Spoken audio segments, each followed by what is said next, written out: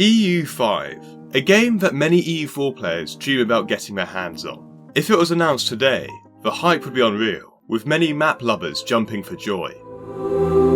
Sadly, no official announcements have been made as of yet, and EU4 players will have to wait patiently, sticking to playing Byzantium in EU4 for the 10th time. So why on earth am I making a video about EU5? Well, despite no official announcements by Paradox, over the past year, Paradox have left hints about what their next game will be after Victoria 3.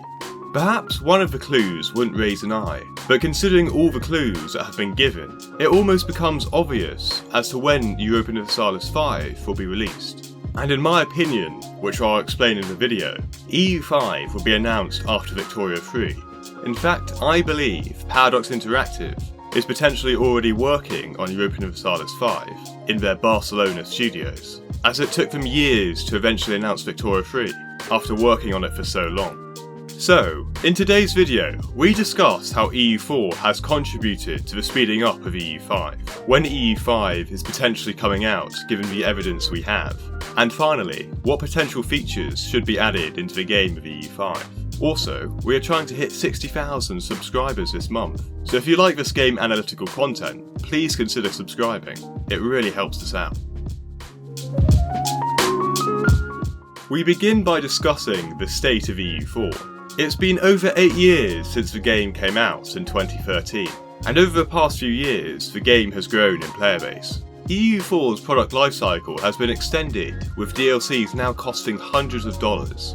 While a lot of the DLCs certainly make the game better, and to be honest, EU4 without DLC is nowhere near as fun, you can imagine that the game is getting to the point where EU4 becomes more inaccessible and less fun to people who only get the base game.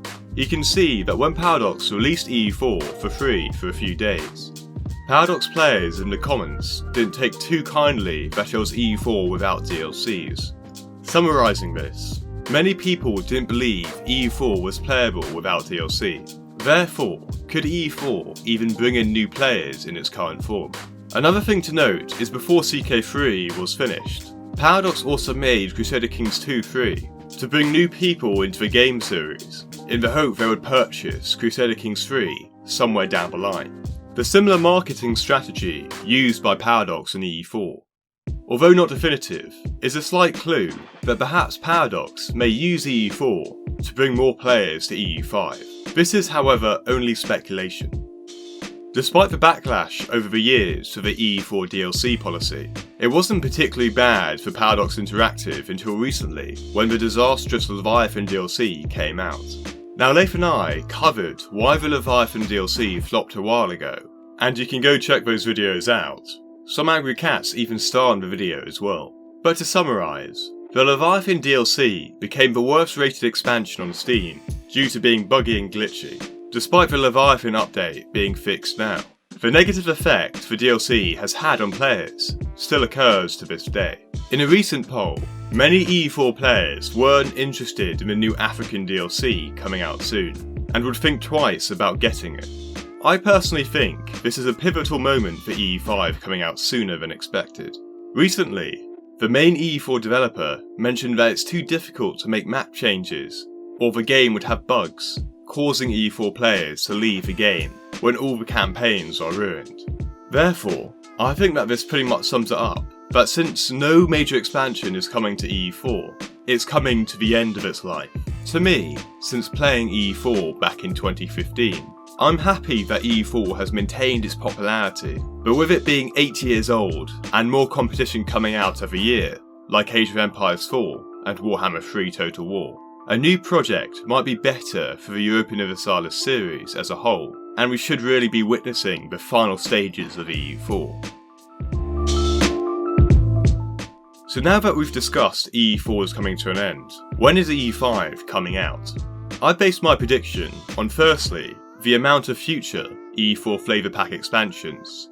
The amount of time it takes to make them will probably be less than the full expansions, and looking at the first developer diaries to a release date, the average time these smaller immersion packs get released is a few months. Given this, after the release of the new Africa DLC, I expect 2 or potentially 3 of the immersion packs to be released in 2022, and if the EU4 DLC is somewhat delayed, maybe one of the immersion packs will be released in 2023. After the immersion packs, EU5 will be in full development, with a whole team working on it. Given this, I place a time for the EU5 announcement date to be at ParadoxCon, either in 2023, 2024, or maybe 2025. Now you're probably wondering, how can I be so sure that EU5 will be released right after Victoria 3, and not another new game, or any of the other Paradox franchises? Well, for one major reason. Recently, Paradox have changed their strategy, and instead of mainly developing new game franchises, they want to take on less risk, because they believe that the new game franchises are far more risky. You can see this with games such as Surviving Mars and Imperator Rome, which based on the Steam stats were clearly far more successful than the proven franchises. Paradox thinks they can make a high return if they stick to developing games within the older franchises. This therefore makes it highly unlikely that Paradox will develop a new game over EU5, given the fact that Stellaris and Hearts of Iron 4 are both newer, successful franchises that are easier to update, and EU4's development is being stopped in the coming years. It only points to one game that is likely to come out, Europa Universalis V. Perhaps though, in 3 or 4 years, everyone is going to tell me that I'm wrong. So now we've predicted a rough time frame of when EU5 will come out. What features do we want in the game?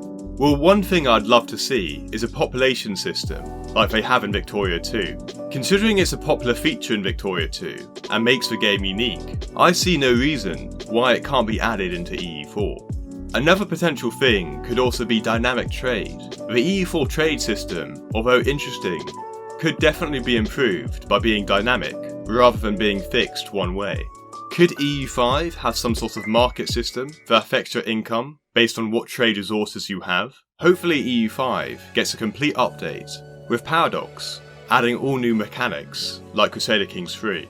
It would definitely be interesting to see whether EU5 brings about a similar situation to Civilization 5 and Civilization 6, dividing the player base if individuals prefer EU4, considering it's definitely going to have far more flavour and content than Europa Universalis V.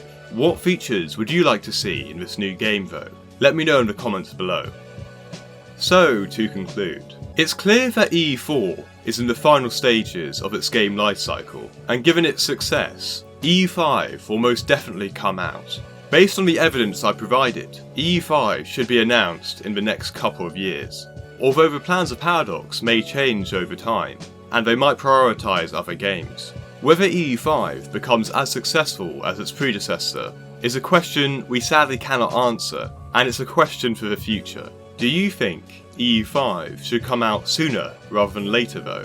Let me know in the comments below. Also, make sure to like and subscribe so you don't miss out on future videos. And thank you guys for watching. I'll see you next time.